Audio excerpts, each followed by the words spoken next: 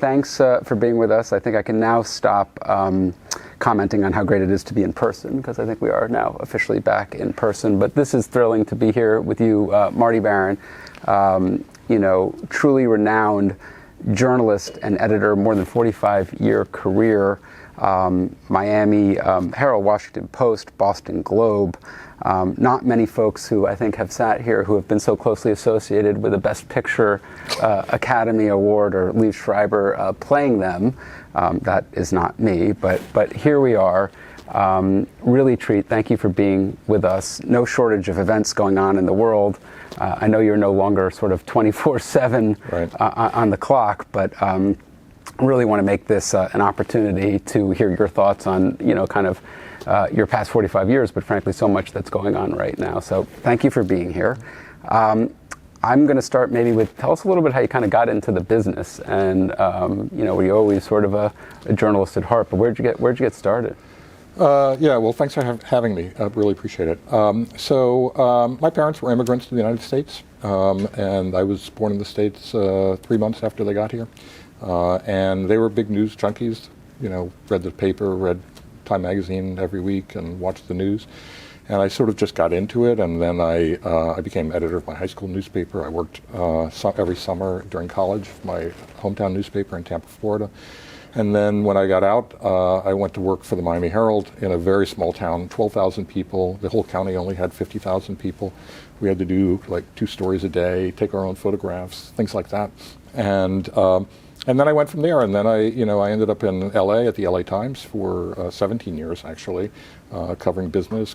Actually worked here in Wall Street, covering that for them during the junk bond years and debt crisis of the 80s and all of that. And then just went on ended up at the New York Times, and then was selected as editor of the Miami Herald, was there for the Elian Gonzalez case, if you remember that, huge custody dispute about this Cuban boy, and then the 2000 presidential election, constitutional crisis that we thought was controversial at the time. We thought was controversial at the time, and some time passed. 20 years later, we went through something very similar, if not worse, and then ended up at the Boston Globe, launched the investigation of the Catholic Church, cover-up of sex abuse by clergy, and then got selected as editor of the Washington Post, and immediately got into the biggest story right away, which was National Security Agency surveillance and the Edward Snowden leaks, and then just slipped right into the Trump presidency at that point. So with our being acquired in the meantime by Jeff Bezos. So that's the synthesis. Well, that was a great architecture. I'd love to come back and circle back to some of the specifics within that arc, but I think it's, plainly obvious, and we were talking about it a little bit earlier, just how much in your business, this business has changed over the years, and I guess we even use language like new media versus traditional media at this point. What do you think have been the most momentous changes from a journalist's perspective? What are the pressures and sort of the dynamics that exist today that maybe didn't exist when you got started in LA? Sure. Well, I think the big changes came about in the early 2000s, really, with the onset of the internet, really in the middle of the 2000s, the beginning of that first decade, with the arrival of, well, first of all, the spread of high-speed broadband, which made all of our devices really possible these days, and sort of mobile devices and things like that. So the development of the smartphone, the development of social media, all of these things that we now take for granted, which didn't exist prior to that. That changed the dynamics for everybody. This expectation on the part of consumers of information that they would get news and information immediately. It also meant that anybody could essentially be a provider of information. I used to ask people, how do you become an international television network? You get a computer and turn on the camera, and then you're an international television network. And that changed everything for us. The speed at which we had to start delivering news was a dramatic change. We couldn't sort of provide our stories at 7, 8, 9 o'clock at night and then expect to see them in the morning newspaper and think that somebody would be reading their paper over coffee in the morning. That's not how things worked. So that changed everything. And then I think also with the internet came this idea that anybody was providing so-called information, and a lot of it wasn't information. It was misinformation and eventually disinformation. And we're at a point now, I think, which is a huge challenge, which is that not only do we not have a shared set of, can we not agree on a shared set of facts, but we can't even agree on how to establish something as a fact. Sure. Curious, sort of in two related different ways, but with the advent of the internet and much of this different multimedia type distribution, whether it's Twitter and Facebook or it's video and things of that sort, how did that really affect the news cycle, and I guess newsprint in particular, in the context of breaking news? I mean, I imagine that, kind of going from printing the paper twice a day to, how did that sort of reorient a newsroom in the context of their job? Well, initially, I would say the legacy institutions made the wrong judgment, which was we're going to hold back everything until they get our paper in the morning. We're not going to scoop ourselves here, and then people will think, why do I even need to pay for a newspaper when I'm getting it for free on the internet, which it was at the time, generally for free. And but over time, it became as soon as it happens, we need to get it out. So at the Post, we actually had a metric measuring ourselves against others, our primary competitors, in terms of how fast our alerts were. And it was a punishing metric, frankly. If we were a second behind a competitor, we were just ranked number 2. Right. It wasn't like you're number 1 and 8/9, or you're 2 and 8/9, but you're number 2. And so we had to. So speed was just huge. I mean, and that's just. And you want to get things right. You don't want to be first and wrong. You want to be first and right. Yeah. And those can sometimes be in conflict. I would imagine with the velocity of news, just much more opportunity for mistakes, and that must be a real challenge as an editor in your seat. No question. And the idea that it has less review also. I mean, in the past, you would have multiple layers of review. It was sort of built-in quality control. Yeah. And so, you'd have, you would work it, you could check it, you could then, you'd have your primary editor look at it, and then several editors after that would be looking at it over a matter of hours. That was no longer the case. Sure. And you mentioned it a little bit, but the concept of competition changed. It wasn't just the New York Times and the Boston Globe and Washington. How did you, I guess, how'd you think about it, and how'd you sort of rally the troops around the concept of competition being much, much broader than I guess it had been in the past? Yeah, well, we used to think of a lot of competition as being 1 or 2 other newspapers in town. Generally only 1. Right. And of course now the competition was essentially infinite. The ordinary person was a competition for us. The person who was on Twitter and who was a witness to an event and would put that up on Twitter became competition for us, or they would put it on Facebook or what have you. So, I mean, in terms of dealing with that in the newsroom, it was. I think there was, obviously we were probably too slow at adjusting to that, but over time it became, look, we either adapt to this, we either embrace it, or we lose out, or we face our own extinction. You may not like it. This is something that you're not necessarily comfortable with. You may have objections to it, that sort of thing. But if you don't adapt to it, we won't be the source of news for people. They'll choose somebody else. Right. So you joined the Washington Post, I think it was 8 or 9 months before Jeff Bezos acquired the paper. Yeah, about 6 months before it was announced. Yeah, 7 months maybe before. So clearly provided a tremendous amount of financial stability, which was well telegraphed and celebrated. But I know I've heard you say, brought a lot more to the table vis-a-vis strategy and vision and ambition. Talk a little bit about that. Sure. Because, I do think it is one of, and we talked about it earlier, one of the rare examples of traditional media companies, kind of heritage brands that truly have been reinvented as a platform for the future and for growth. What was sort of the magic sauce or the vision that he brought to the table? Well, yeah, I mean, a lot of people focus just on the money because there's plenty of it. Yeah. But which didn't hurt. It doesn't hurt, and we needed that actually because we needed a bridge to take us from print into digital, and that required an investment without really sacrificing our core business that existed there, without alienating our existing readers as well. So that was helpful, but it wasn't just financial capital; it was intellectual capital, which I think is at least as important and probably more so. And so, when he came in, our strategy had been, we had been shrinking. and the strategy was being for and about Washington. And we were becoming much more of a regional newspaper, certainly covering politics, we would do that, but everything else we were just going to focus on essentially on the Washington region. And so he came in and he said he thought that was the wrong strategy. It was the right strategy for another era, maybe, but not for the current era. And then we had some real advantages that virtually no other media outlet had. We were in the nation's capital. We had the name, the Washington Post, which is a name that can be leveraged to a national and even international level. And third, that we had this history and heritage going back to Watergate, sure. so that people who had never even read the Washington Post were aware of the Washington Post, and it had a national identity, even with our not being available, with the fact that we weren't being distributed nationally. And then finally, we had the internet, and so distribution changed. We didn't have to deliver a newspaper to everybody in the country. You know, the New York Times had actually had a national edition, and that's actually why I was hired there, was to oversee that paper at night when we were changing the national edition every half hour, every 45 minutes. And so, but now we didn't need to deliver a newspaper, and it was cost effective. So the cost of getting an additional subscriber was, I mean, at the marginal level, was essentially zero. And so he said, now's the opportunity, and we almost uniquely have the opportunity to do that. So let's go figure out how we're going to do that.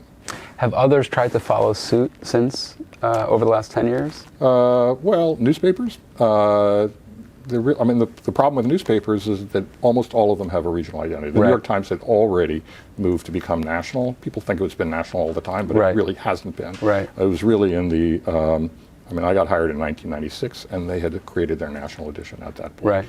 So that's really when they went national. And then there's the Wall Street Journal, which is a distinct kind of publication. And then there's really, everybody else has their own identity. Places I work, the Boston Globe, the Los Angeles Times, the Miami Herald, none of those has really the potential to become a truly national newspaper because of their identity and, frankly, because of their name and their location. So magazines, yes. So, I think that the Atlantic was already sort of, for example, a national publication. It got acquired by Laureen Powell Jobs. And they have tried to be more digital. That's what they've tried to do, and expand and obtain subscribers digitally as opposed to through print. So those are the ones that, and then of course there are startups, but they are new to the space. I'd like to get to new media and sort of the business models, but before I get there, in the context of that, how do you think about local news and a big dialogue around local news, its importance, but then also, frankly, its viability? Economically, how do you sort of juxtapose those two things? Well, that's the biggest crisis in journalism today, and I think it's a crisis for democracy, not just for journalism. So, as much as the Post had struggled in the past, as much as other publications have struggled, the people who struggle the most are the regional newspapers, and they have been the primary source of local news. In every community in this country, large cities to small towns. So what is the model? I think everybody continues to search for that. I think there's some promising signs, a couple that I would mention. So I try to be optimistic about these things. I've never known anybody who can succeed while thinking that they're going to fail. So I try to think of how we might succeed. And, there's some newspapers that my former employer, the Boston Globe, is doing reasonably well. They charge a lot for the local newspaper. There's really no other serious competition. San Francisco has done reasonably well. And there's some others. The paper in Minneapolis has done okay. And then there are nonprofits that have started to crop up. And I think that's encouraging. I don't think that's something, I think that's something that can happen in sort of major cities. I think it's really difficult for small towns. There's simply not the philanthropic support for that. But now there's some models being developed, and I'm kind of part of that because I'm on the board of the Knight Foundation, which is the primary foundation that supports journalism in this country. And so you raise money at the national level to support the concept of local news, and then there's an entity that distributes that money to seemingly viable entities that are going to provide local news at a very local level. Interesting. I sort of want to pivot a little bit to another topic that's near and dear to our heart, which is just people and leadership, broadly speaking. I should have probably mentioned it up front, but you and your newsrooms and your leadership have been associated with, I think, 18 Pulitzer Prize, which is truly remarkable, across multiple publications, multiple different political realities, economic realities, geographical realities. What were some of the things that you kind of found most important to bring to a newsroom to lead such a diverse group of individuals with hopefully different viewpoints and personalities and egos and all that kind of good stuff? What were some of the leadership lessons that you learned? Ego in a newsroom? I can't imagine. I'm just guessing. Just guessing. When I first became an editor, I was at the Los Angeles Times, and I became business editor at the age of 29, wow. Of all things. And I had no idea what I was doing. I didn't know what it meant to manage people. I was completely at a loss. I was exhausted at the end of the day. I knew that I'd worked really hard, but I had no idea what. I couldn't remember what I'd done that day. Right.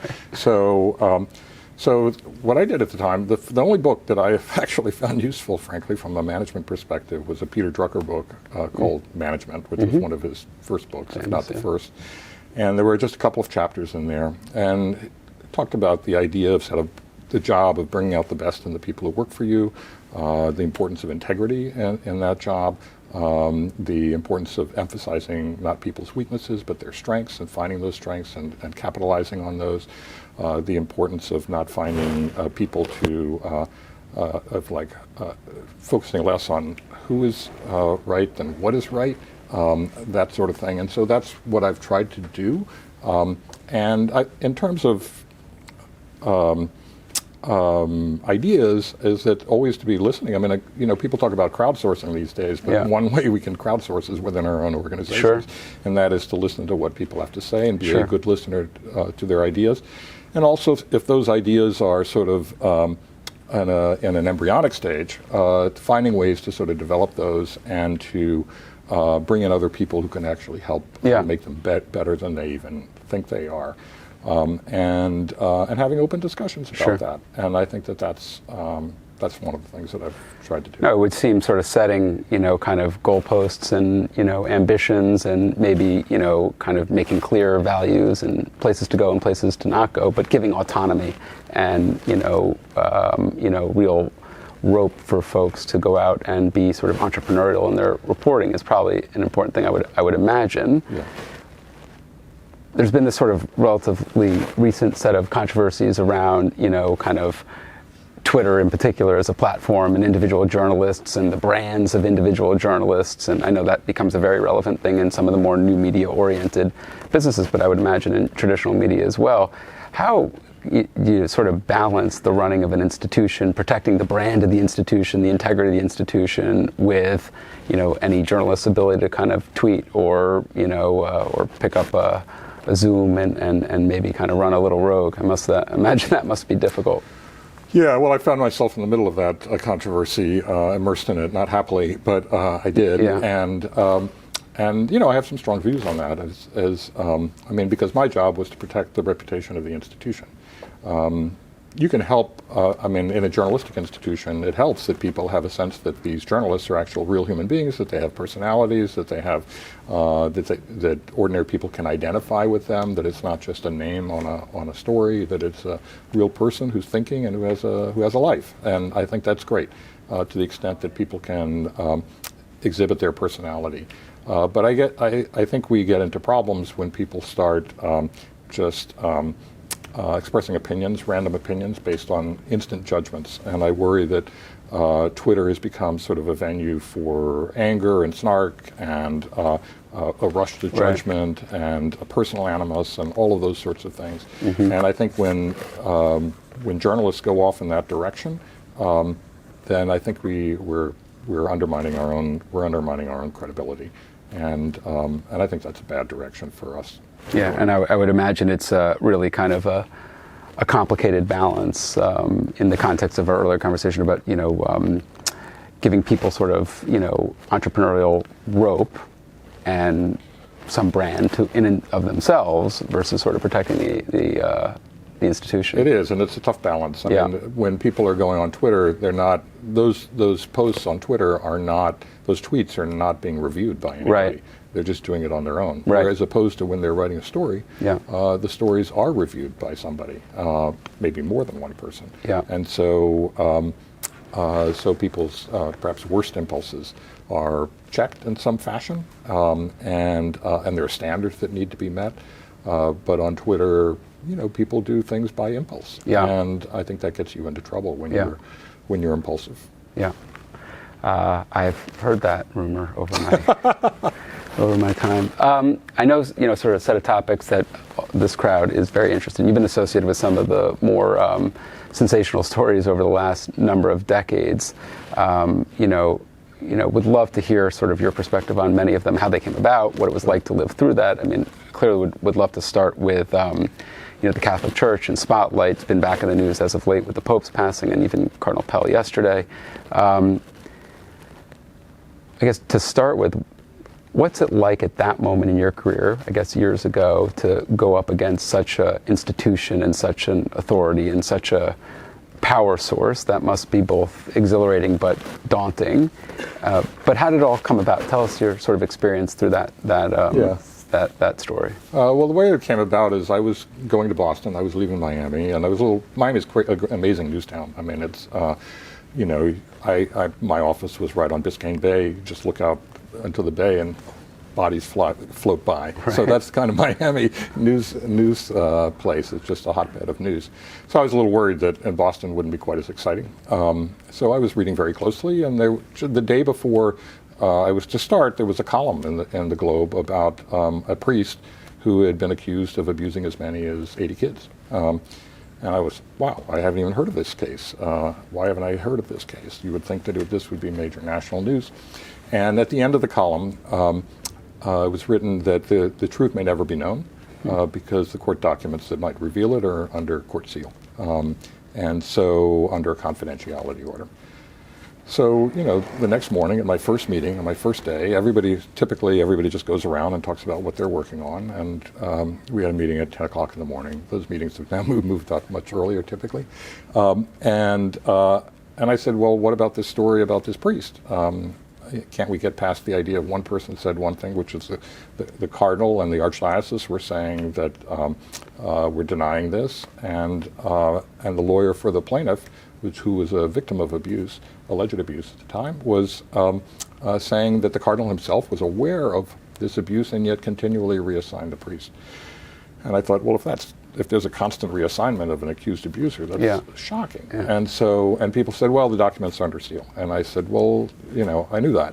I read that. So, but have we thought about going to court to get these documents?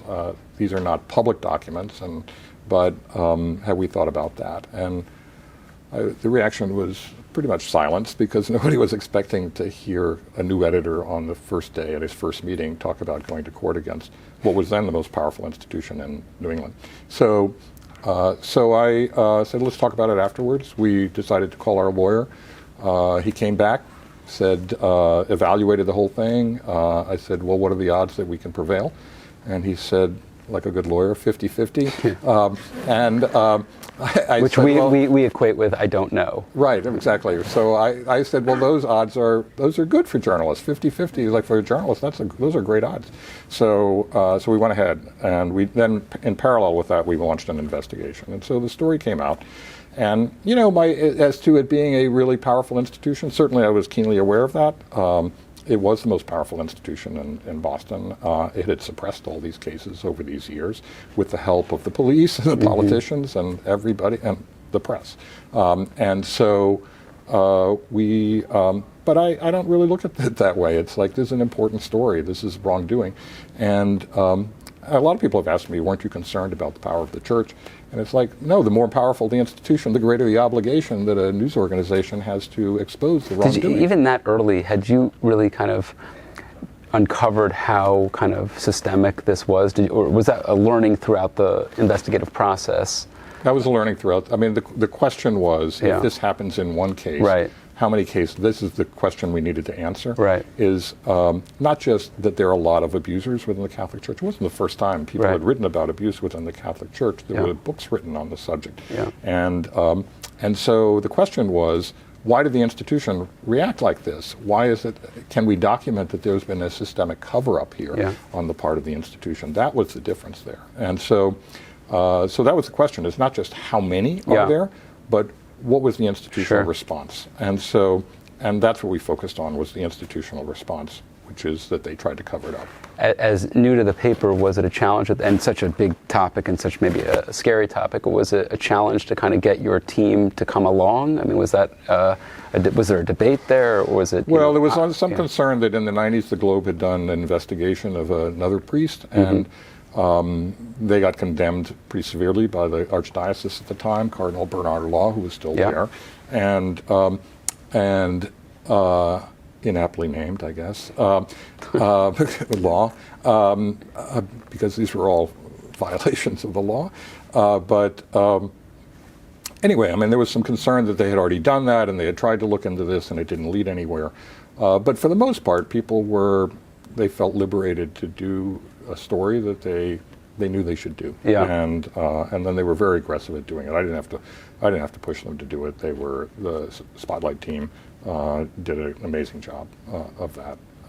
And getting a movie made, never mind winning a Best Picture Oscar. How did that? Well, that came much later. Yeah. You know, it was like 7 or so years afterwards. I think that 7 or 8 years afterwards that the movie came out, and or actually it was 7 or 8 years after they first talked to us, which was years after we had done the story.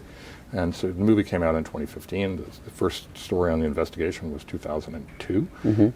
So we didn't approach anybody. In fact, we had been approached about this before, and we said we didn't want to do it because we were concerned that it would look like we were exploiting sure. real tragedy yeah. for that purpose, and so we said no. But as time passed, there was real interest, and the young women who approached us, who were pretty new in the field, and they were genuinely interested, and so we agreed with that, and then they found a great director in Tom McCarthy, and who was also a screenwriter, along with Josh Singer, who were terrific. They were super serious. You know, Josh Singer had gone to Harvard Law. He got Harvard MBA, and of course he became a screenwriter. So, and they were very serious. He looked through every court document and looked through all the emails that we had and interviewed everybody. Very, very thorough. And so they were very serious and wanted to do a very authentic job. So we put our faith in them, and it was well placed, and that's how it came about. Well, I would imagine one of the big outcomes was not just sort of the substance of the story as reported, but was sort of highlighting the value of investigative journalism as a discipline in and of itself, different than sort of breaking news and things of that sort. And you know, sort of how do you think about today in the context of this 24/7 news cycle and, you know, kind of tweeting and everything, just investigative journalism, which is, I imagine, a very different animal? Yeah, well, one of the great things about the movie is that I think that it illuminated the real value of investigative journalism. Actually, a lot of news organizations have been moving away from it because it's incredibly expensive. It takes a lot of time, doesn't generate the sort of page views that you necessarily want, has a very uncertain outcome because you could investigate for 6 months and you have no idea where it ends up. But I think the movie demonstrated the value of it to the public and to news organizations, to publishers and owners. And so, and I think it is hugely valuable because there has to be an institution that holds other institutions, government institutions and other powerful institutions accountable. And it has to be an independent third party. I could sort of ask you about every one of these stories over many years, and I'm sensitive to time, and I know everybody here is going to want to ask questions too, but just, I know we're sort of circled on 2 years since January 6th, another, you know, kind of tremendous Washington Post reporting feat, Pulitzer Prize-winning. First, you know, thoughts 2 years later on what happened, but more importantly, or not more importantly, but why, how, what about your reporting or the Washington Post reporting was so differentiated from the rest of the world that really, you know, brought a different angle to this situation? Well, I think there were two things. One was while I was there, and then they finished Yeah. it. They did a project after I left, Yeah. which was an tremendous project. So while I was there, I think that there was an immediate, first of all, to tell people what happened in the White House in Yeah. the most blunt, unflinching Yeah. terms, and not beat around the bush Yeah. about what was going on there and how Yeah. Trump, who was basically abdicated leadership at that point, and to tell that story. And we got essentially inside the White House in a very dramatic way as to what he was doing, all of which has been validated by Yeah. the report of the January 6th committee. And then afterwards, the project that they undertook after I left, I think, was to not stop the reporting, to continue to really dig as deeply as possible, and to reconstruct those events in every way, at every Yeah. stage, sort of how we got to that point of January 6th in the first place, then what happened during the course of that day, the role of extremist groups, the activities or inactivity in many instances of the President of the United States in responding, and to not forget about the story, not to move on to the next thing, but to come back and go deeper. And I think they went, the depth was just really impressive. And so it's that combination of things.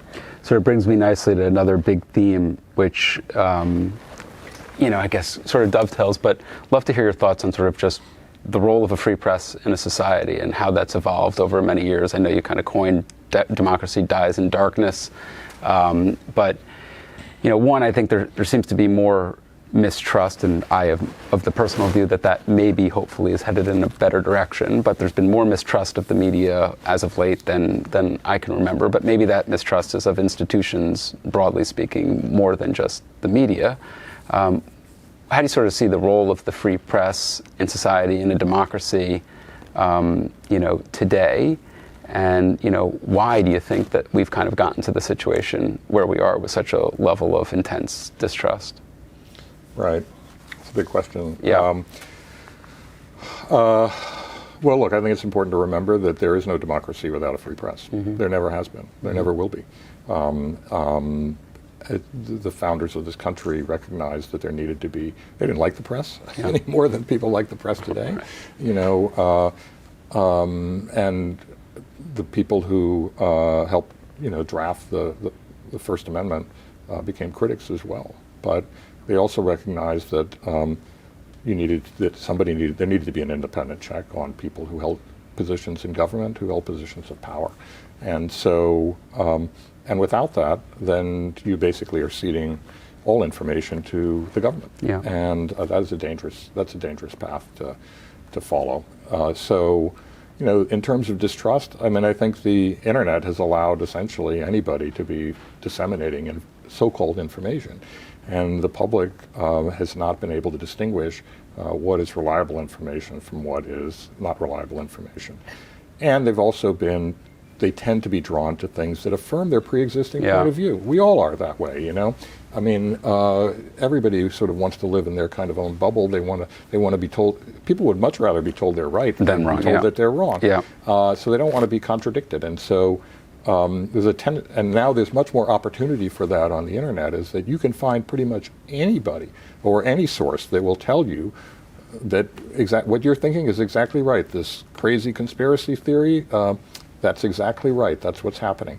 And then present to you what they contend is evidence. A lot of that is misinformation. A lot of it is just deliberate disinformation. And the internet has allowed that to happen. And I think that is getting past that, getting to a point where people understand what are reliable sources of information, even if they make mistakes, because we all make mistakes. I always like to emphasize that none of us is perfect. Yeah. We all make mistakes. At least on the internet, with a place like the Washington Post, it's the Washington Post. They have a history, all right? That they've done work over a long period of time that's been validated over time.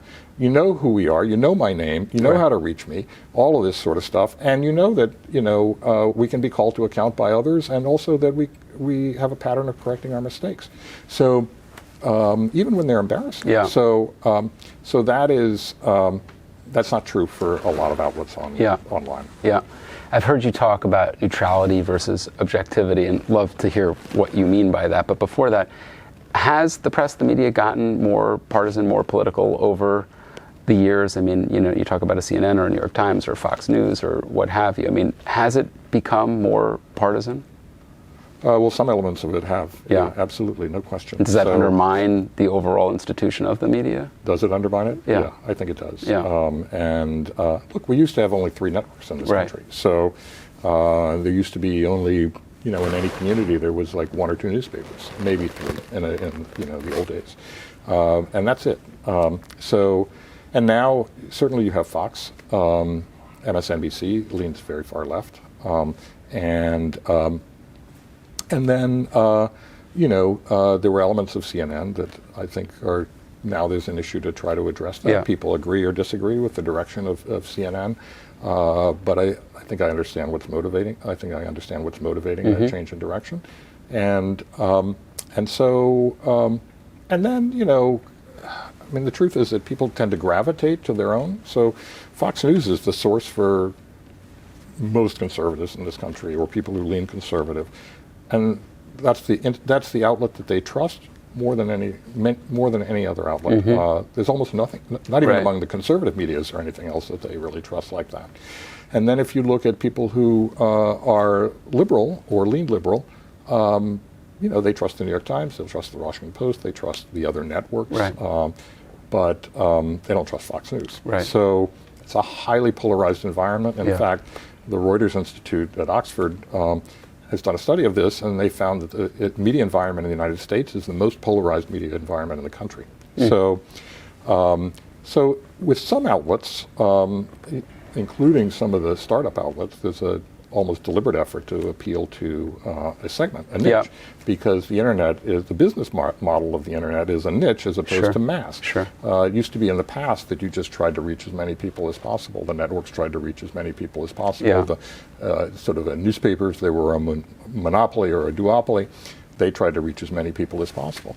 And now on the internet, it's no, I don't really care about the other people. I have my niche, and I'm going to appeal to them. And in many instances, they're not just appealing to them, they're pandering to them. Yeah, exactly right. So just neutrality versus objectivity? Sure. So another controversy I've been involved in. So trying to have fun. You become an editor for 20 years, you get involved in a lot of controversies. So the notion of objectivity is something that goes back 100 years. Walter Lippmann, who was an incredibly influential journalist over 100 years ago, wrote books on this, and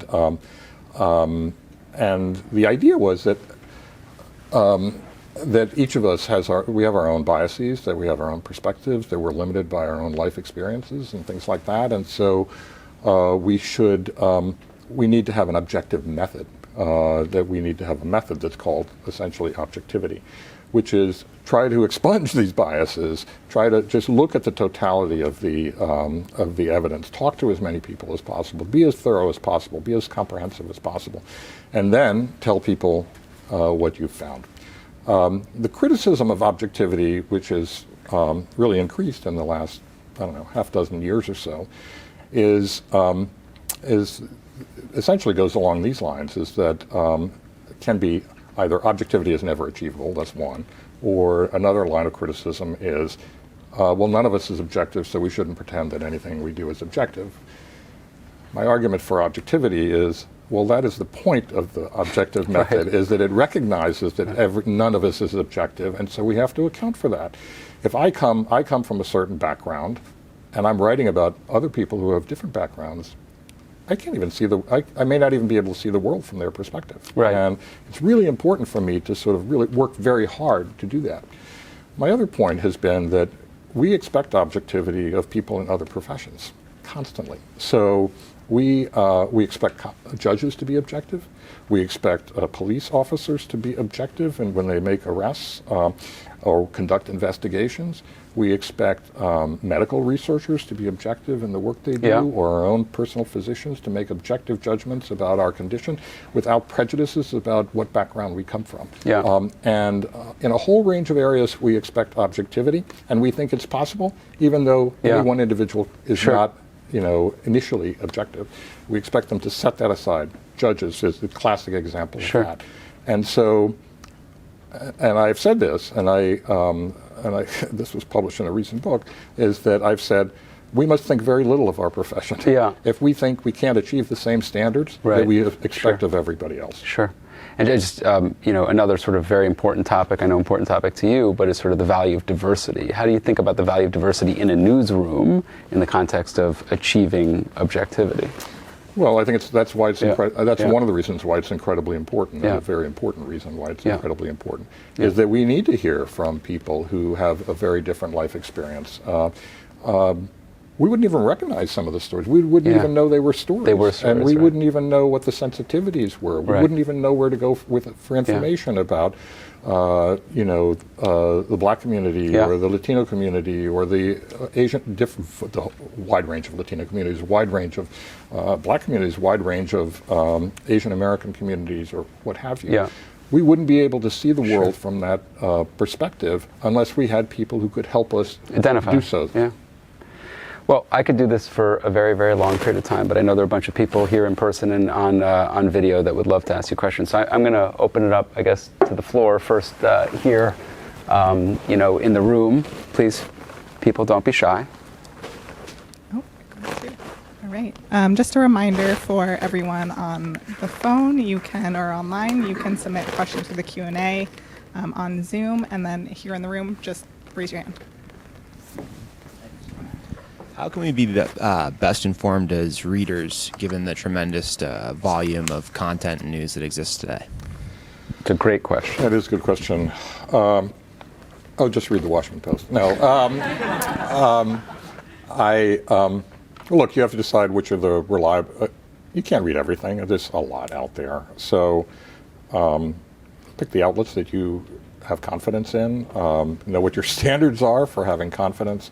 And I think turn to those, and be aware of what other people are writing, and take a look at that, writing or broadcasting or whatever it might be, and take a look at that and take that into account, and then find other sources of information to compare that with them. So, I mean, that's a lot of the fact-checking operations now, independent fact-checking operations, I think they're useful for that purpose, is that it's always worth just going and seeing what they have to say about it and seeing if there's consistency among them, and a consistency among more mainstream outlets, or whether is this a real outlier?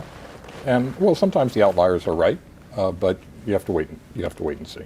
So, I mean, there's no formula for that, but I think have some standards for what you would expect. I mean, I think a good standard is this an outlet that has actually proven to be reliable over decades, where they actually have a code of ethics, where they have people who are identifiable, where they have people who are experienced, where they actually have a reporting staff, as opposed to somebody just sitting in a studio mouthing off all the time. I would say that those are some standards that probably should be applied. I do find that to be one of the most challenging dynamics of my day in and day out life, is just the amount of information that we're all pushed.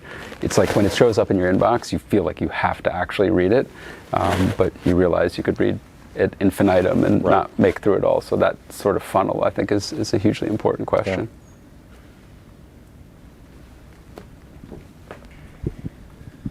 I'm going to try to formulate this in a good way. So with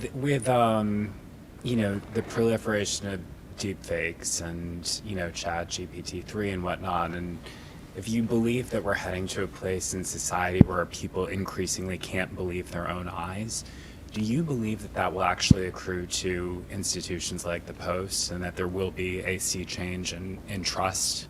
And people will realize they need to trust someone? I don't know. I mean, I think it's really concerning. People can make a photograph look as real as a real photograph.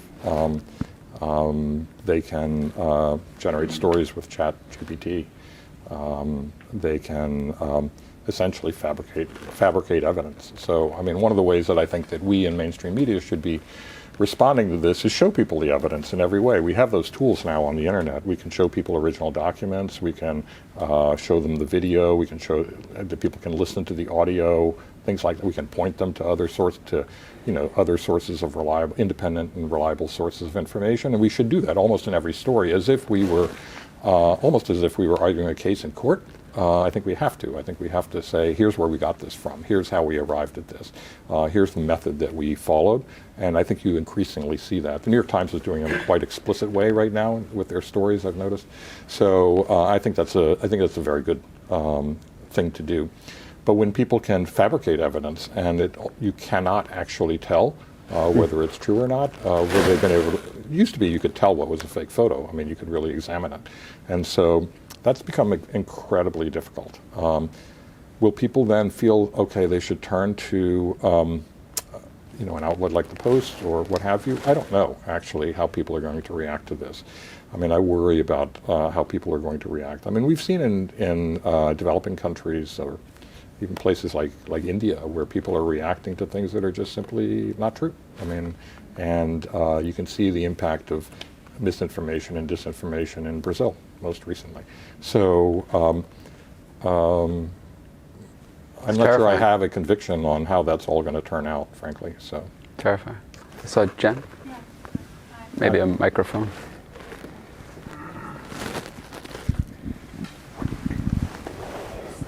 Just going back to the notion of objectivity, when you think about your long career, when you started out to where you are now, did you employ any practices or rituals or perhaps have mentors that helped you maintain the objectivity?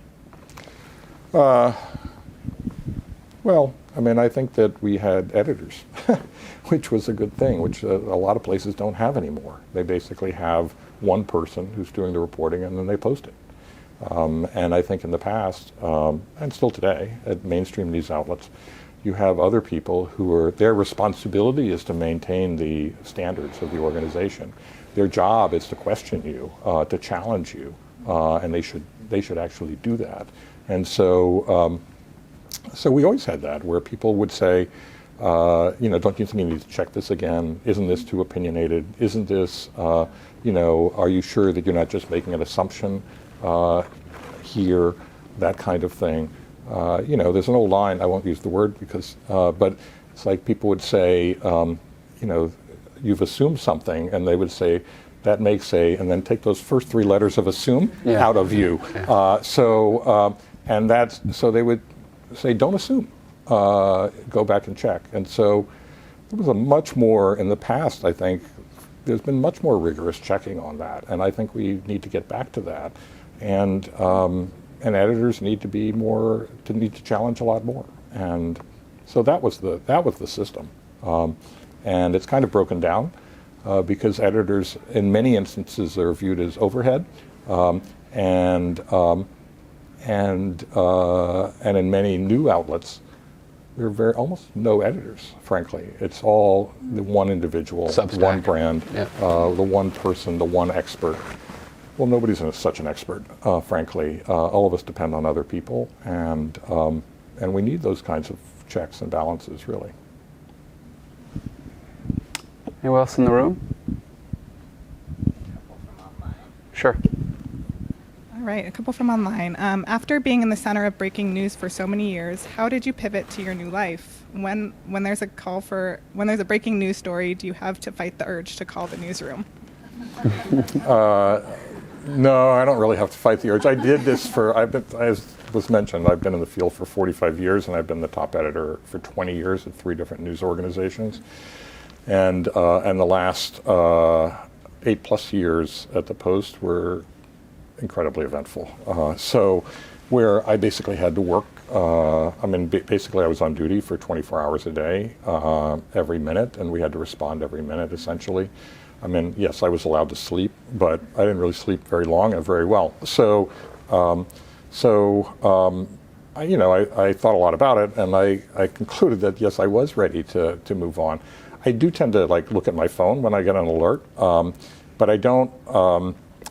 But I don't during a dinner. I'm not looking at my phone every 10 minutes, no matter what, to see what's going on and checking out the competitors and checking out my emails and texts and things like that. So so I don't feel obligated to do that, and I relish the opportunity to get away from that a little bit and to think more deeply about things. And I'm working on a book now, so I've been plenty busy. Working on that book about my experience at the Post that period of time. It's not a memoir per se, but about that period. And so I've been plenty busy, but I don't have to be on duty 24 hours a day. So I mean, there's an adrenaline rush, but I guess I've gotten over that addiction.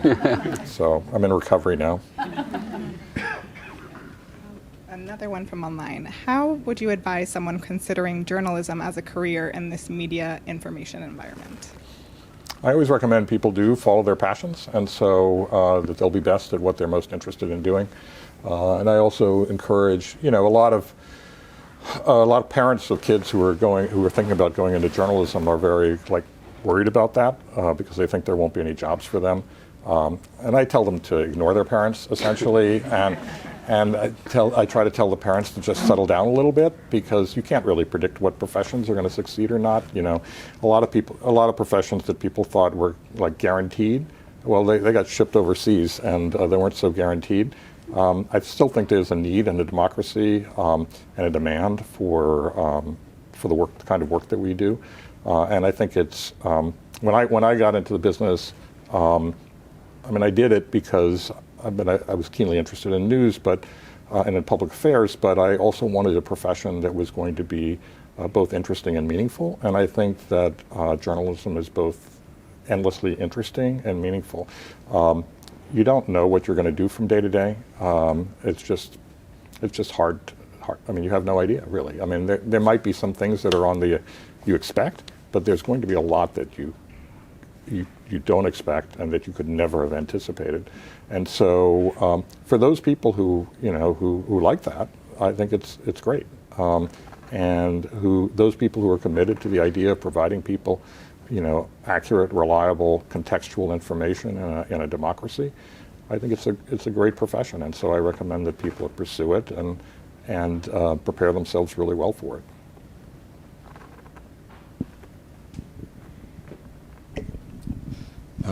In your opinion, what, if any, role does the mainstream media have in their obligation to, de-escalate the, heightened political climate we've been kind of living in for the last, 8 years? And what has to happen for that to kind of take effect? Well, those are two different questions. What's our responsibility, and what has to happen for the sort of heightened sort of political climate to be a little bit tempered. The media is not in control of everything. So in fact, the mainstream media is less in control of what's going on than it ever used to be. So a lot of it is happening on its own. So it's happening on the internet, and that's completely out of our control.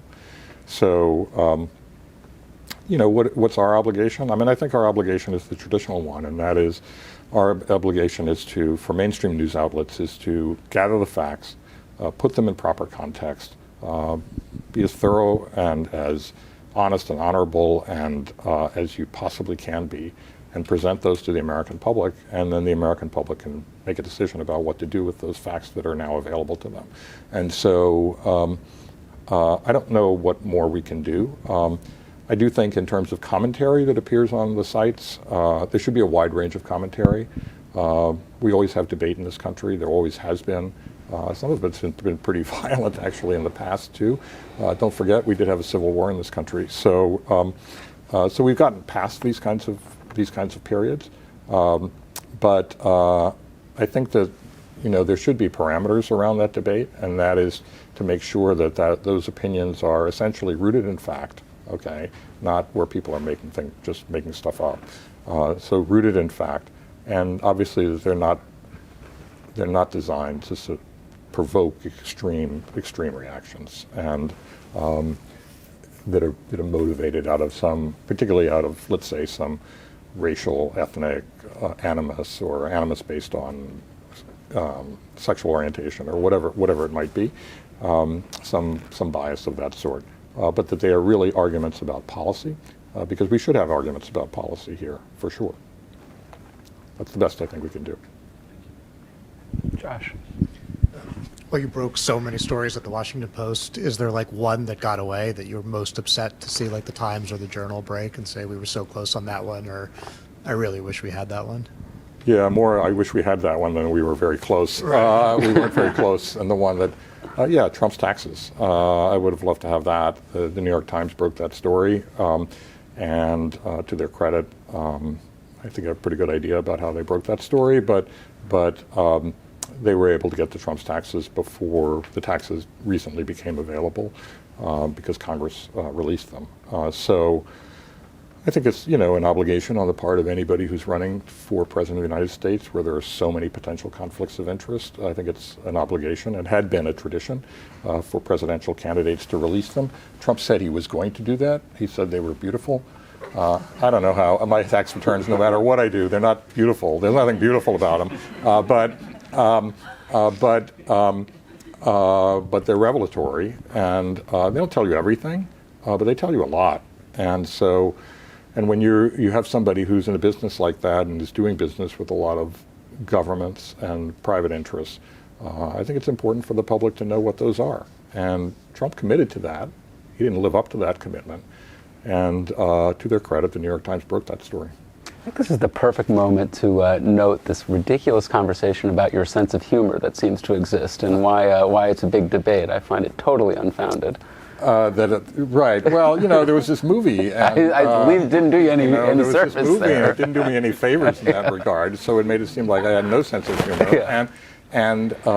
So here we the are. writers and the directors, they afforded me this reputation of not having a sense of humor. So.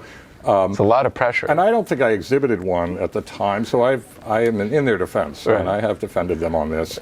I went to Boston. I didn't know anybody in Boston. I didn't. Well, there was one couple I knew, but I didn't know anybody in the newsroom.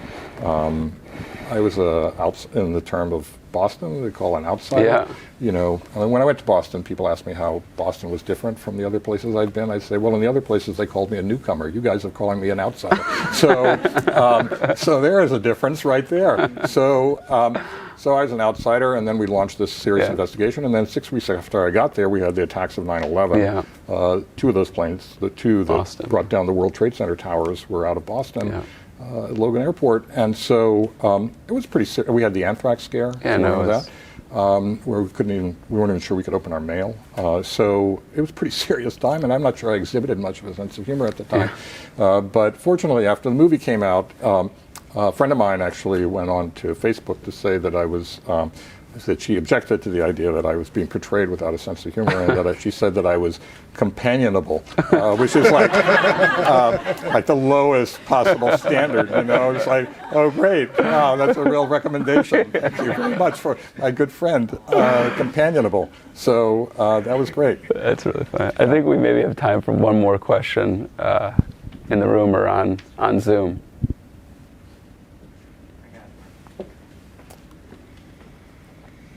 What do you remember for most in your career?